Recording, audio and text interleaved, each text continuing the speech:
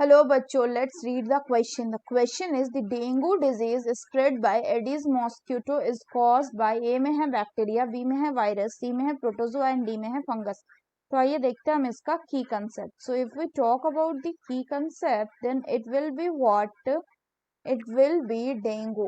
So if we talk about dengue, then dengue is a viral disease. Viral disease, that means the causative agent will be a virus and therefore अगर हम बात करें further तो ये जो dengue का virus है इसके एक कैरियर होता है और उस कैरियर को हम क्या कहते हैं? Dengue virus carrier. ये होता है बच्चों आपका Aedes mosquito. Aedes mosquito.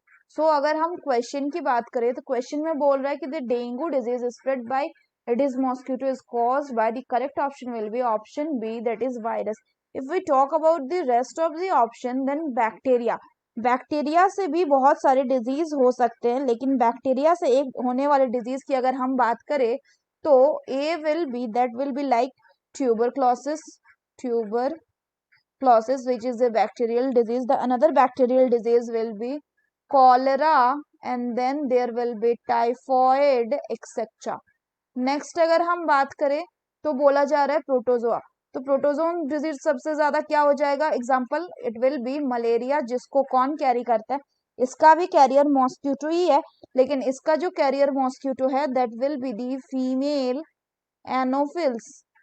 Anopheles mosquito, females Anopheles mosquito. Next अगर हम बात करें फंगल डिजीज की तो जो मोस्ट प्रोमिनेंट फंगल डिजीज होता है ये होता है बच्चों आपका रिंग वॉर्म.